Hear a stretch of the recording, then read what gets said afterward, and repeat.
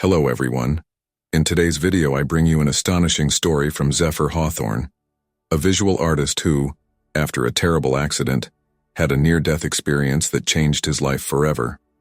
During his journey to the other side, he encountered beings of light and received profound revelations about the future of humanity, including a chilling vision about September 7th, an event that promises to change the course of our world.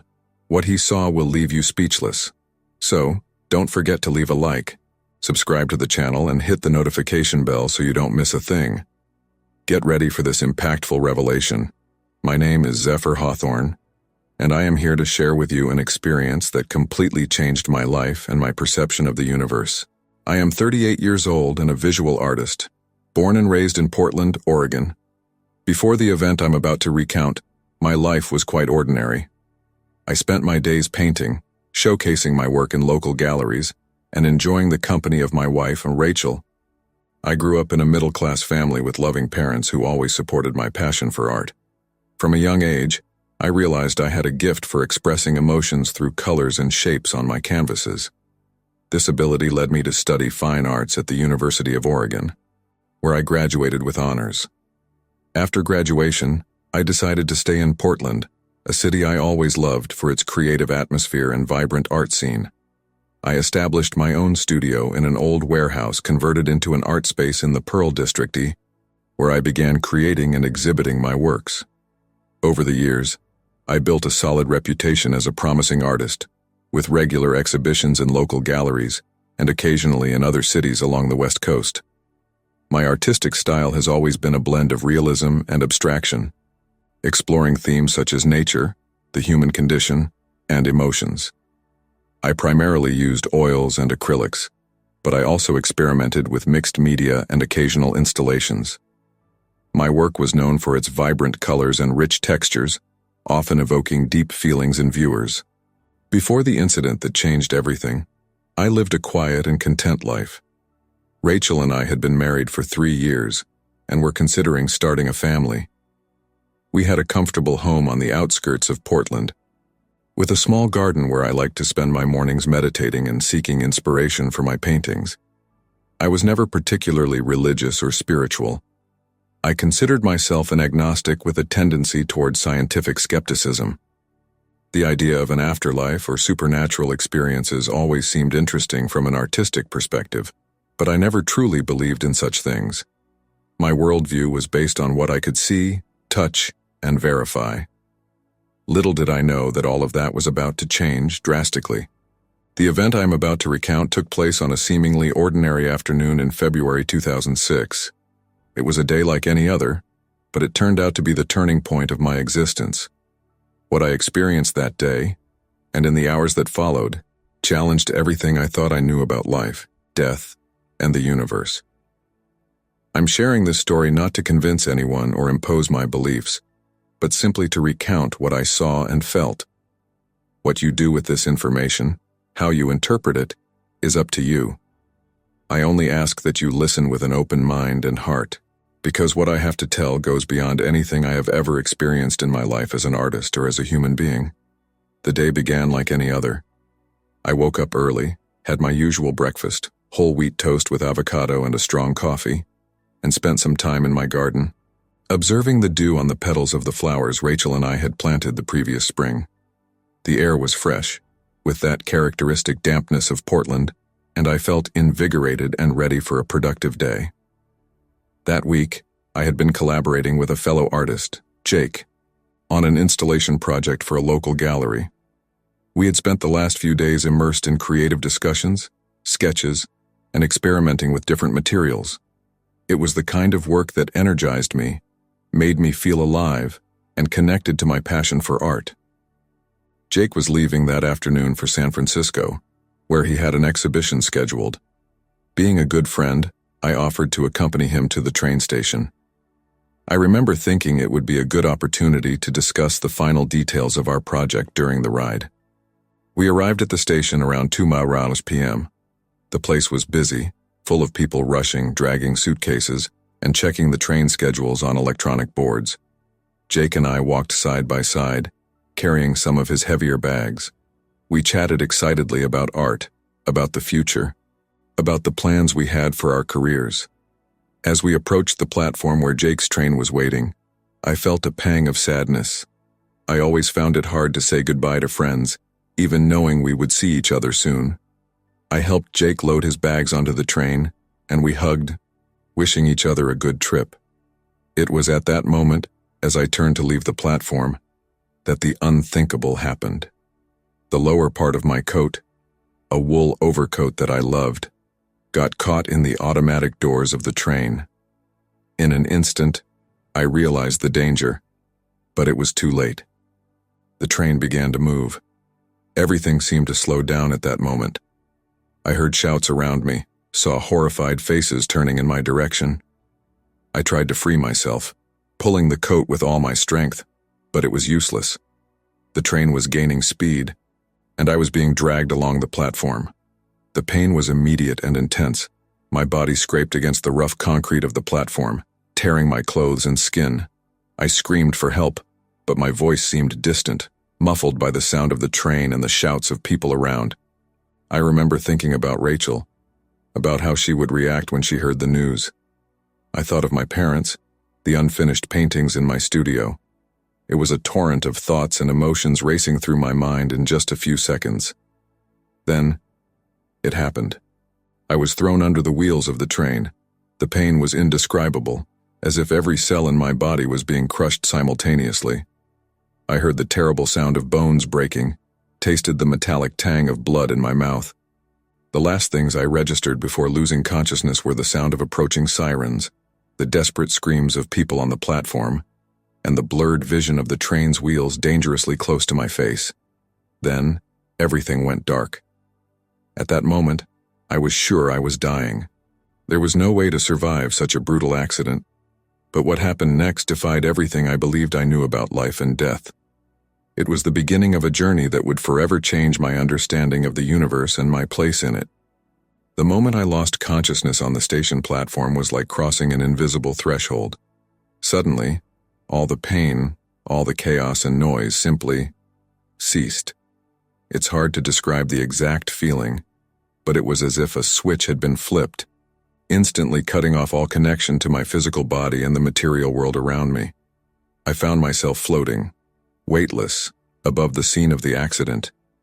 It was a surreal experience, as if I were a detached observer watching a particularly vivid movie. I could see my own shattered body on the platform, surrounded by a growing crowd of horrified people. Paramedics were rushing in, their sirens still echoing in the air. The strangest thing was that I didn't feel fear or anguish at seeing my body in that state. There was a sense of peace, of detachment.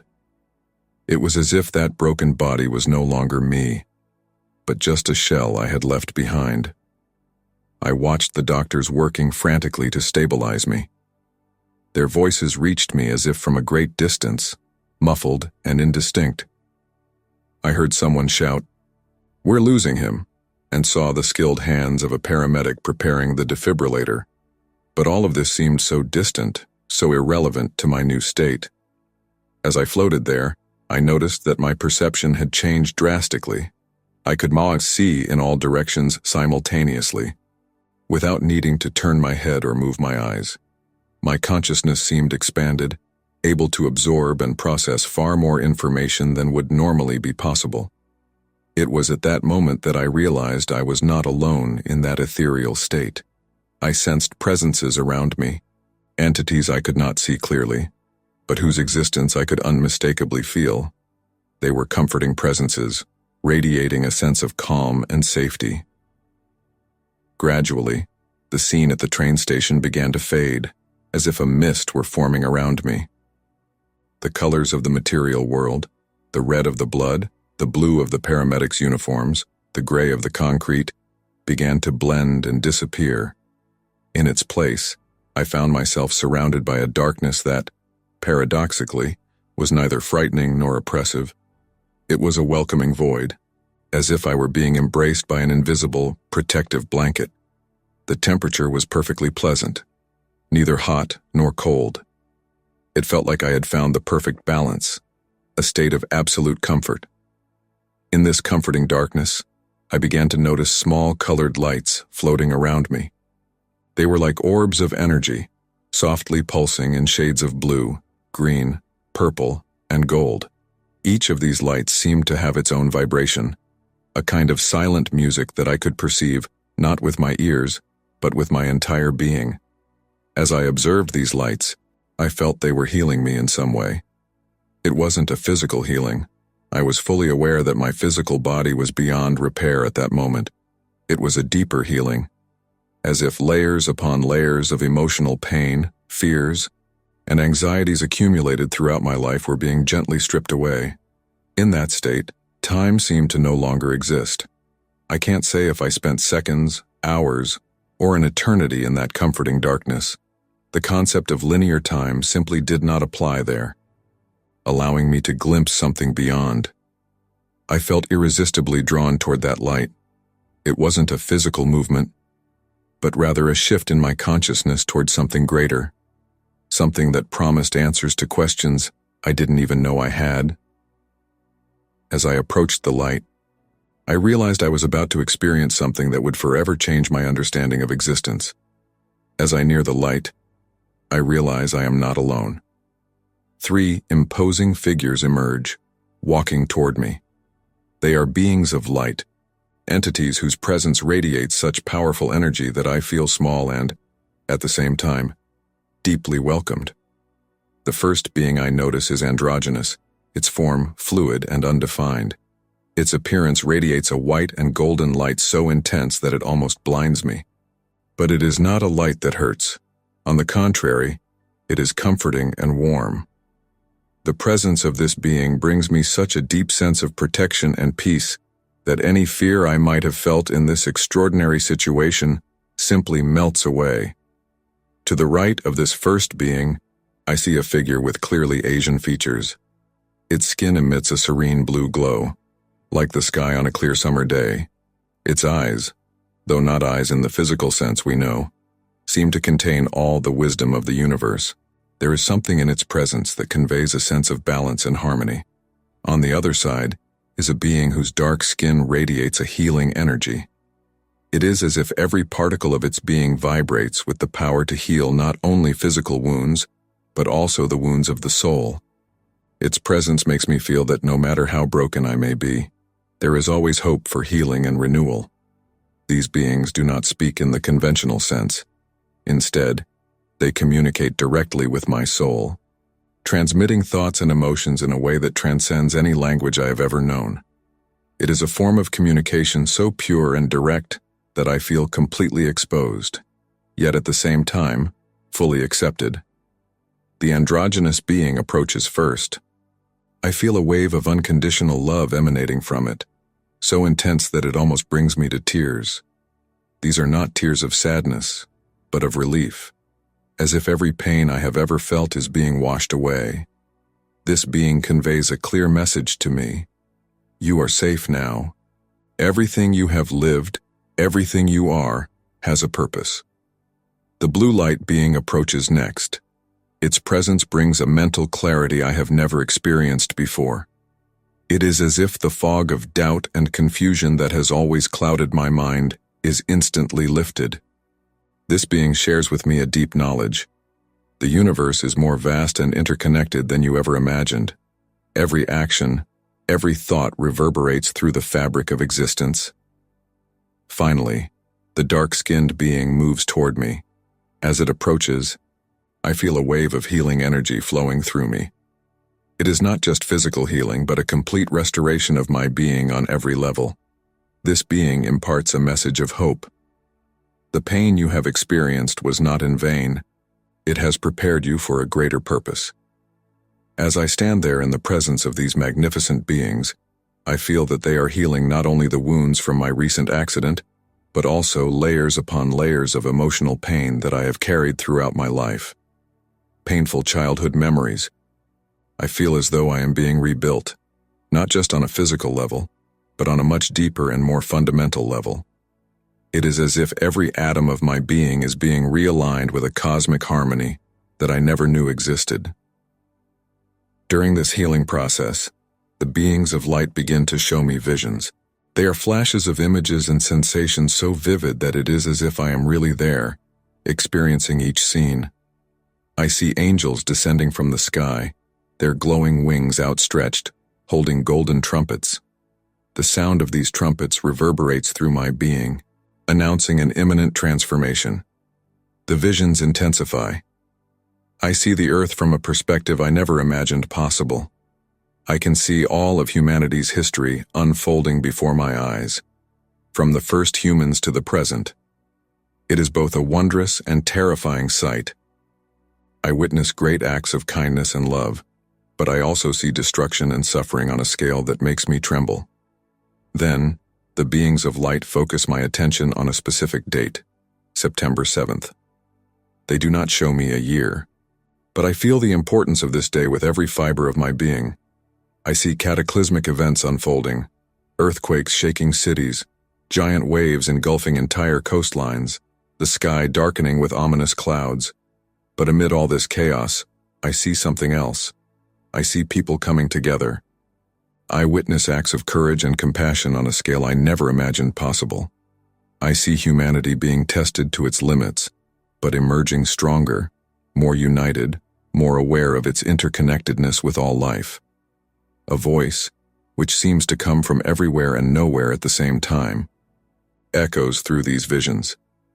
The time is approaching.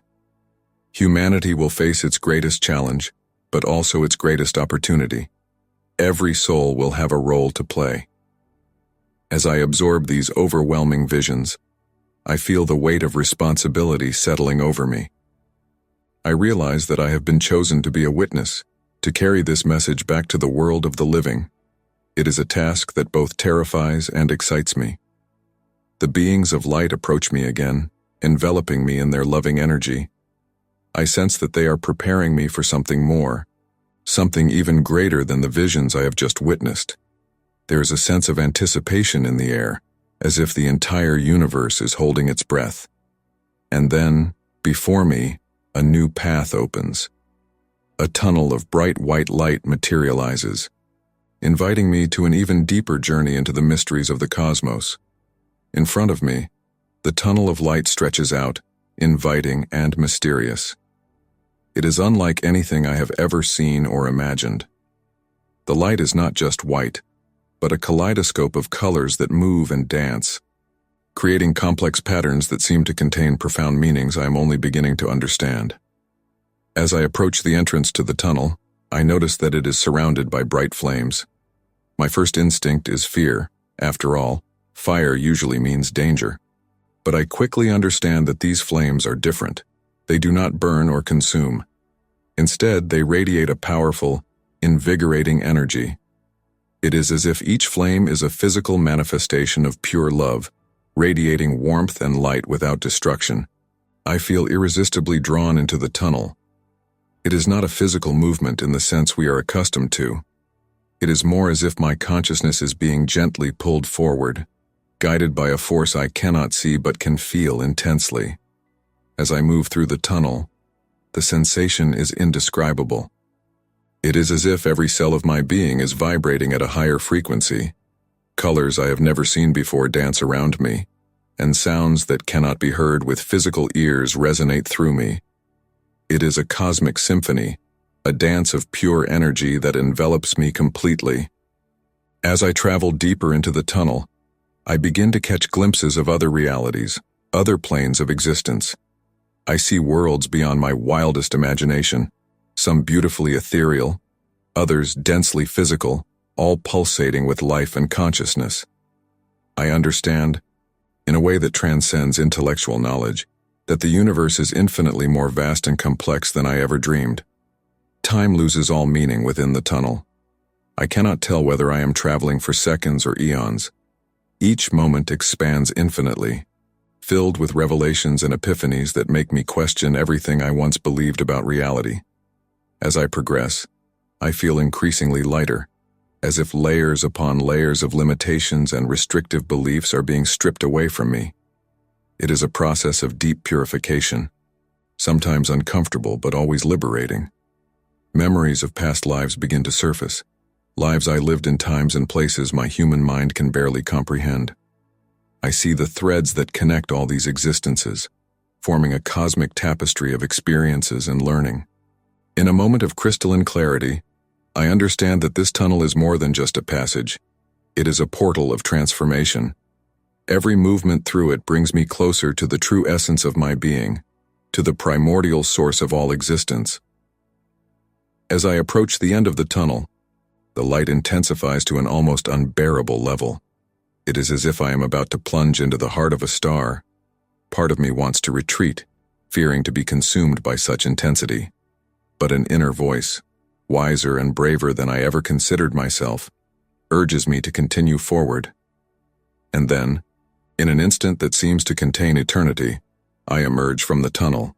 What I see before me defies all description, transcending all human comprehension. It is the source of creation, the pulsating heart of the universe, the point of origin of all existence. It is not an anthropomorphic figure, neither male nor female. It is a presence, a consciousness so vast and encompassing that it includes everything that exists, has existed, or ever will exist. It is pure love, pure wisdom, pure creativity, the essence of all that is good and true in the cosmos. Before this divine presence, I feel completely exposed. There are no secrets here, no masks to hide who I truly am. Every thought, every action, every choice I have ever made is open to be seen and understood in its entirety. But there is no judgment in this total exposure, only unconditional acceptance and infinite love. I understand, with a clarity that takes my breath away, that I have always been and always will be a part of this divine source. That my journey through life, with all its joys and sorrows, triumphs and failures, is a unique and precious expression of the infinite creativity of the universe. In this moment, standing before the source of creation, time does not exist. I am simply one with the eternal present, with the totality of existence. It is a state of pure ecstasy, of complete understanding, of boundless love. And it is here, bathed in the light of the primordial creation, that I receive the deepest revelations of my journey, revelations that I am destined to carry back to the world of the living, no matter how difficult they may be to convey in human words. While I am immersed in the presence of the source of creation, the revelations begin to flow to me like a powerful river. They are not information in the usual sense, but deep truths that resonate through my entire being, transforming my understanding of reality on a fundamental level. The first revelation I receive is about the interconnected nature of all existence. I see, with a clarity beyond description, that everything in the universe, every atom, every thought, every living being, is intrinsically linked. There is no real separation between me and you, between humanity and nature, between the earth and the farthest stars. We are all unique expressions of a single cosmic consciousness, like different waves in the same infinite ocean. This understanding of the fundamental unity of all things comes with a profound sense of responsibility. Every action we take, every thought we nurture, has repercussions that extend far beyond what we can imagine. The concept of karma takes on new meaning for me, not as a system of punishment and reward, but as a natural law of cause and effect that operates across multiple dimensions and timelines. The second revelation concerns the purpose of life. I see that we are not here by chance, nor are we merely passive observers of the universe. Each of us is an active co-creator of reality, working in partnership with the source of creation to explore and expand the infinite possibilities of existence. Our journey through life, with all its challenges and triumphs, is a process of self-discovery and self-realization on a cosmic scale. I understand that the suffering and difficulties we experience are not punishments, but opportunities for growth and transformation.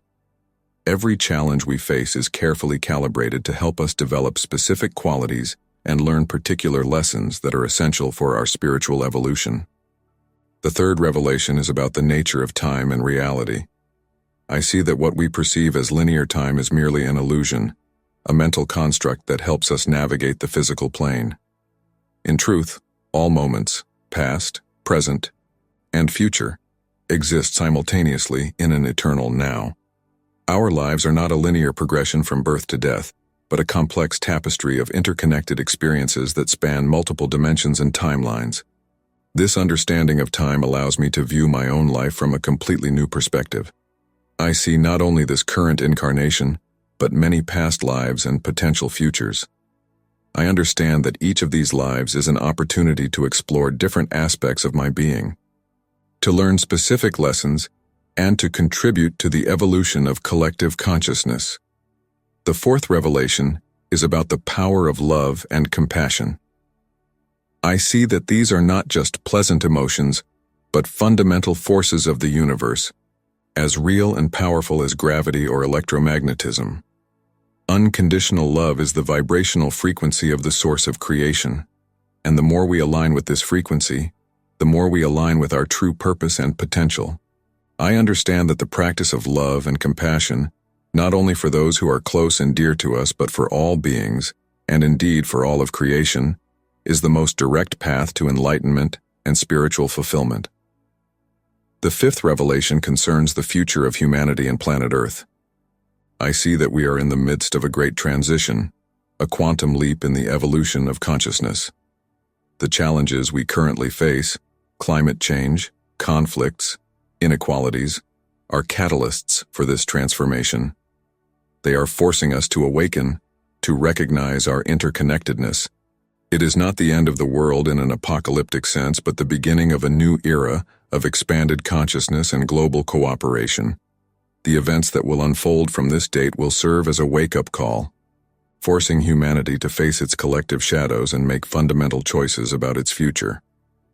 The sixth revelation is about the multidimensional nature of reality.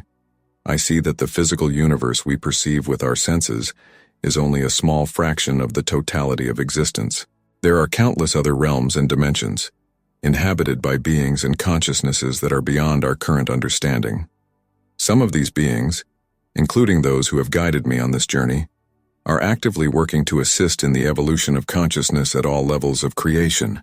I understand that as we evolve spiritually, we become increasingly capable of perceiving and interacting with these other realms. The expansion of consciousness is not just an internal process, but a literal opening to higher dimensions of reality. The seventh revelation is about the role of creativity and artistic expression in the grand scheme of things. I see that art is not just a pastime or form of entertainment, but a direct channel to the creative energy of the source. When we create, whether through painting, music, dance, writing, or any other form of expression, we are literally co-creating with the divine, bringing new forms and ideas into existence.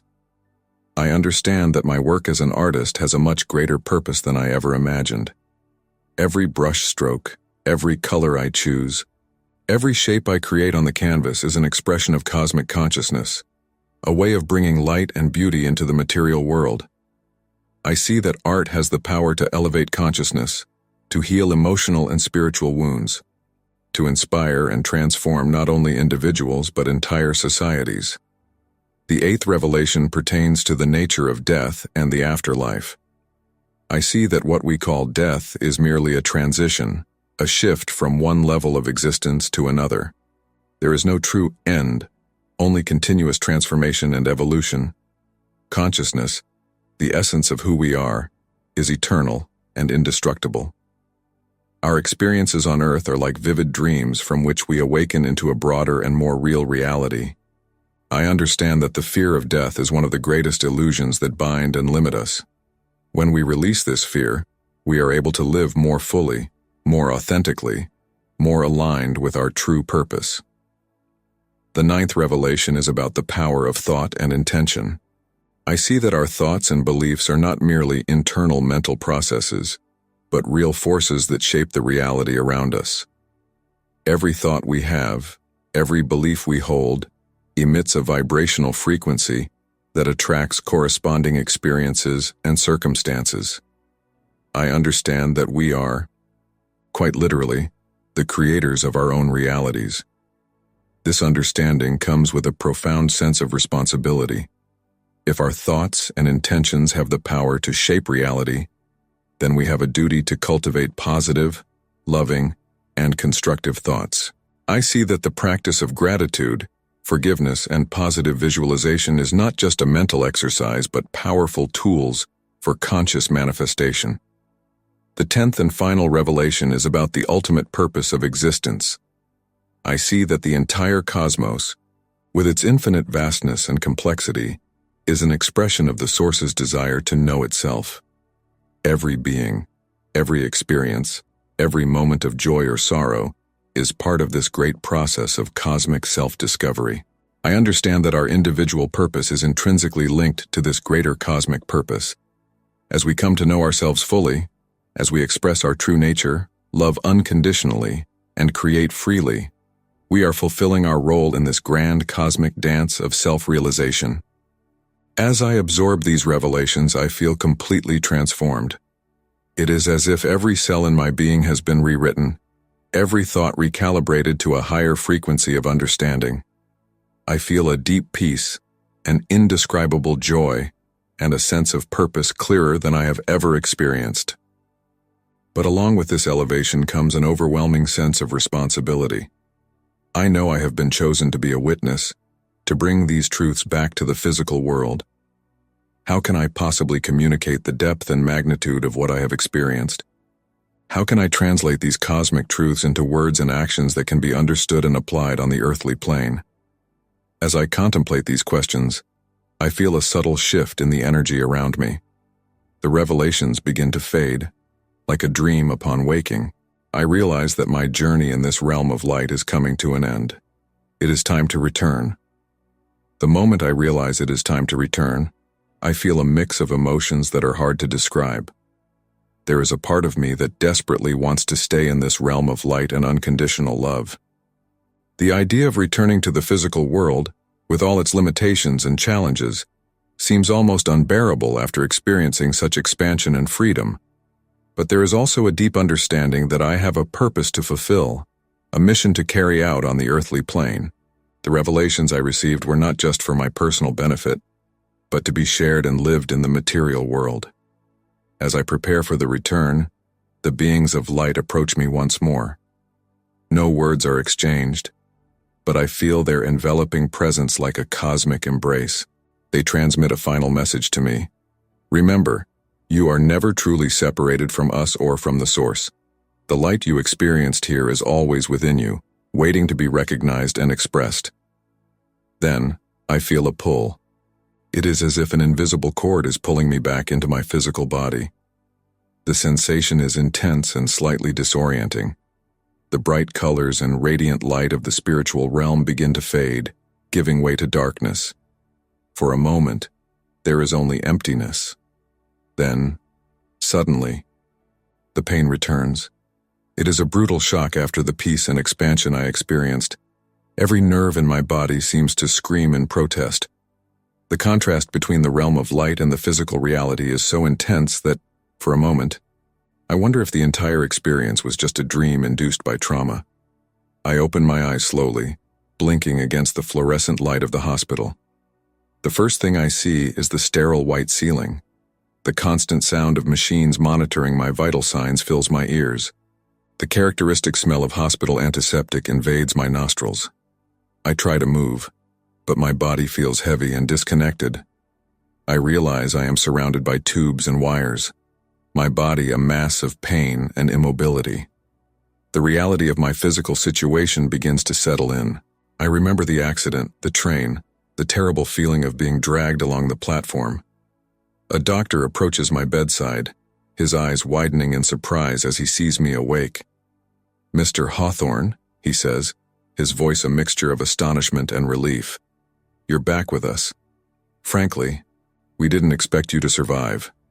I want to speak, to tell him about my journey, about the revelations I received, but my throat is dry and sore, and the words don't come. All I can do is blink in response. The doctor continues explaining my medical situation. Apparently, I had been in a coma for several weeks. My body had suffered extensive trauma, broken bones, damage to internal organs, significant blood loss. The doctors had performed multiple emergency surgeries to save my life, and there was still a long road to recovery ahead. As the doctor speaks, I realize that something fundamental has changed within me. Despite the physical pain and momentary confusion, there is a deep peace at the core of my being. The revelations I received during my near-death experience are not distant memories or abstract concepts. They are alive within me, pulsing with a truth that transcends my current situation. In the days and weeks that follow, as I struggle to regain my physical strength, that inner peace remains constant. It is my anchor, my beacon amidst the waves of pain, frustration, and moments of doubt. The recovery process is slow and often agonizing. Every movement is a struggle, every small progress a hard-won victory. But amidst it all, I feel a fierce determination. I know I survived for a reason, that I have a message to share with the world. Rachel, my wife, is a constant presence by my side. I see the relief and love in her eyes, but also the concern. She notices the change in me, the new light in my eyes, the calm that seems to defy my physical condition. At first, she attributes it to the medications or the trauma of the accident. It's normal for your mind to create stories to cope with it. I want to explain to her that these aren't stories, that what I experienced was more real than anything I've ever lived. But the words seem inadequate, unable to convey the depth and magnitude of what I went through. I realize this will be one of the greatest challenges I face. How to communicate the ineffable, how to translate transcendent experiences into everyday language. As I regain my strength, I begin to feel a growing urgency. The visions I received, especially those related to the date of September 7th, weigh heavily on my mind. I know I have a responsibility, a role to play in the events to come. But how can I fulfill this mission when I can barely sit up in bed without assistance? It is at this moment, if words are inadequate, perhaps colors and shapes can convey what I experienced in a way that touches people's souls on a deeper level. With this resolution, I feel a new wave of energy flowing through me. The journey back to physical health will be long and challenging, I know that. But now I have a clear purpose, a mission that transcends my current situation. Every day of recovery is not just a step toward physical healing, but an opportunity to prepare for the work I have ahead. As I watch the sun set through the hospital window, I feel a mixture of gratitude, determination, and a sense of destiny. My life has been irrevocably changed, not just by the accident, but by the spiritual journey it triggered. Now, my challenge is to live these truths, to embody them in every aspect of my existence, and to find a way to share them with a world that desperately needs light and hope. The path ahead is uncertain, but for the first time in my life, I am not afraid. I know that I am part of something greater, that every step I take is guided by a wisdom that transcends my limited understanding. With this certainty in my heart, I close my eyes and allow myself to rest, knowing that each new day brings with it the opportunity to manifest a little more of the light I experienced in the realm beyond life. The months following my discharge from the hospital are a period of intense transformation, both physical and spiritual. Each day is a journey of rediscovery, as I learn to navigate the world with a body that is still healing and a mind that has been fundamentally altered by my near-death experience. Physical therapy is a daily challenge. My muscles, atrophied after weeks of immobility, protest at every movement. There are days when the pain is nearly unbearable, and frustration threatens to overwhelm me. But then I remember the revelations I received, the interconnectedness of all things, and I find the strength to continue. I begin to see each therapy session not just as a physical exercise, but as a spiritual practice, a chance to reconnect mind, body, and spirit. As my mobility improves, I return to painting. At first, it is difficult. My hands tremble, and my coordination isn't what it used to be. But the urgency to express what I experienced outweighs any physical limitation. I spend hours in my studio, lost in a creative trance as I try to capture on canvas the visions and sensations of the spiritual realm. The paintings that emerge are unlike anything I've ever created before. Vibrant colors and ethereal shapes dance across the canvas, forming complex patterns that seem to shift and transform, depending on how they are viewed. There is a luminous quality to each piece, as if the paint itself is infused with the light I experienced during my journey. Rachel watches my new work with a mixture of fascination and concern. "It's beautiful, Zephyr," she says one day, studying a particularly intense canvas depicting the tunnel of light. "But it's different. Are you sure you're okay?" I understand her concern. To her, and to the rest of the world, I'm a man who went through a terrible trauma. It's natural for them to expect me to be dealing with post-traumatic stress, depression, or anger. But what I feel is the opposite, a sense of purpose and clarity that I've never experienced before. "I'm more than okay, Rachel," I respond, trying to find the right words. I know it's hard to understand, but what happened to me? It wasn't just an accident. It was an awakening.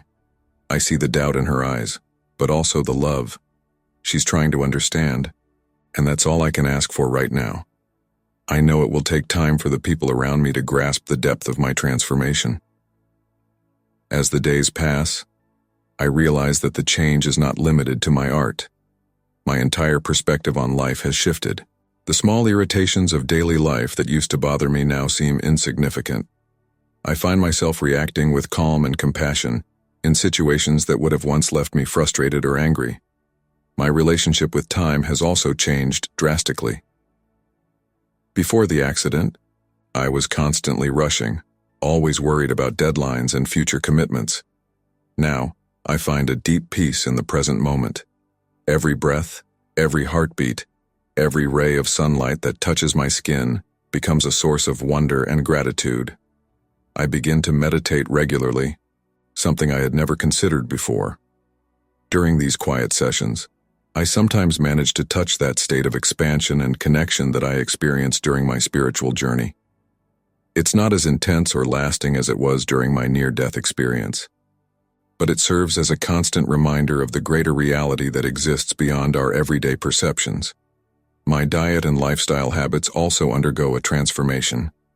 I feel naturally drawn to healthier, more natural foods. Alcohol and other substances that I once occasionally used to relax or socialize lose their appeal entirely. My body, still in the process of healing, seems to intuitively know what it needs to recover and thrive. As my physical strength returns, I begin to explore practices like yoga and Tai Chi. These gentle, mindful movements not only help with my physical recovery, but also become a form of moving meditation, allowing me to integrate the lessons I learned during my experience. My relationships also undergo a profound transformation. I find myself practicing more compassionate listening, truly being present for the people in my life in a way I never was before. Old hurts and resentments dissolve in the light of the unconditional love I experienced. I make a conscious effort to reconnect with friends and family I had drifted away from over the years. Rachel, in particular, notices this change. "You're different," she tells me one night as we sit in our garden watching the stars. It's like you're more present, more alive somehow." I smile, feeling a wave of love and gratitude for her. "It's because I am," I simply reply. "Dying taught me how to truly live." I see a flicker of understanding in her eyes. Though she still struggles to fully grasp my experience, she can't deny the positive change she sees in me. However, not all of the changes are easy to handle. As I become more attuned to the interconnectedness of all things, I also become more sensitive to the suffering in the world. News of wars, environmental disasters, and social injustices affect me deeply. Sometimes, the empathy is almost overwhelming, but instead of feeling powerless in the face of these problems, I feel a call to action. I begin to use my art not only to express my spiritual experience, but also to draw attention to important issues. I start a series of paintings addressing themes like climate change, social inequality, and the pursuit of peace. I also begin to give talks to small groups about my near-death experience and the lessons I've learned. At first, they are just informal gatherings with friends and curious acquaintances. But as word spreads, more people start to show up, eager for a perspective that offers hope and meaning in an often chaotic and frightening world. Not everyone is receptive to my message, of course, I face skepticism and even ridicule from some quarters. Some of my old colleagues in the art world accuse me of having lost my way, seeing my new work as a radical departure from my previous style. Others suggest I'm suffering from some kind of psychological trauma following the accident. But for every critical voice, there are many others who resonate with what I'm sharing. I receive emails and letters from people who have been touched by my paintings or talks, telling me how it helped them cope with their own struggles or gave them a new perspective on life and death. Amid all this personal transformation and growing public engagement, I never lose sight of the vision I received about September 7th. As the date approaches, I feel a growing sense of urgency. I know something significant is going to happen, something that will have profound ramifications for all of humanity. I begin to paint feverishly, trying to capture the visions I had about the coming events. The canvases that emerge are powerful and unsettling, images of chaos and transformation on a global scale, but also glimpses of hope and rebirth. Every brushstroke is infused with the certainty that we are approaching a crucial turning point in human history. As I work, I wonder how I can best prepare people for what's to come. How can I convey the message that the imminent changes, as frightening as they may seem, are actually part of a greater process of evolution and collective awakening? As the days pass and September draws near, I feel the weight of the responsibility that has been entrusted to me. I know that my role is not to predict the future or to instill fear in people, but to offer a perspective of hope and unity in the face of the changes that are coming. With each brushstroke, with every word I share, with every interaction I have, I try to plant the seeds of this higher understanding. I know the road ahead won't be easy, but I carry with me the deep certainty that, in the end, light will prevail. And so, transformed by my encounter with death and reborn with a new purpose, I continue my journey. Each day is an opportunity to live out the truths that were revealed to me, to be a beacon of light in a world that often seems shrouded in shadows. The future is uncertain, but my heart is at peace, knowing that I am part of something much greater than myself, part of a cosmic plan unfolding with a wisdom and love beyond human comprehension. There are only a few days left until September 7th. What I saw in that spiritual realm still haunts my dreams. I know the world is not ready, and I feel powerless in trying to explain what is about to happen. But whatever comes, I know I am not alone. The beings of light have shown me the way, and even in the midst of chaos, I know that love and light will prevail. This was my story. Perhaps you believe it, or perhaps you don't. But I have seen the future and know we are about to face a moment of great change. I hope that when the time comes, we can all find peace in the present, just as I found it in that realm of light. As I kneel to pray, the memories of my near-death experience flood my mind. I relive the sensation of floating above my body, the comforting darkness that enveloped me, and my encounter with the beings of light. The deep peace I felt in that realm still resonates within me, a beacon of hope amidst the uncertainty of what is to come. I vividly recall the tunnel of light, the flames that did not burn, and the source of creation I encountered at the end of the journey. The revelations I received about the interconnectedness of all things, the purpose of life, the nature of time and reality, continue to shape my understanding of the world. The visions of the future, especially those related to September 7th, weigh heavily on my mind. I once again see the angels descending from the sky with their trumpets, the cataclysmic events unfolding, but also the moments of unity and hope amidst the chaos. As I pray, I feel a mixture of emotions, gratitude for the experience I was granted, anxiety for what is to come, and a profound sense of responsibility. I know I was chosen to be a witness, to bring this message back to the world of the living. The words of the beings of light echo in my mind. The time is approaching. Humanity will face its greatest challenge, but also its greatest opportunity. Every soul will have a role to play. I open my eyes, observing the world around me. Everything seems normal, unchanged. People continue their daily lives, unaware of the great transformation that is approaching. I feel the weight of the knowledge I carry, the urgency to prepare others for what is to come. But I also feel hope. I remember the light I experienced, the unconditional love that permeates the entire universe. I know that no matter what happens, that light and love will always be present, guiding us through difficult times. I rise, ready to face another day. I do not know exactly what the future holds, but I carry with me the certainty that we are all part of something greater, all connected in the great tapestry of existence.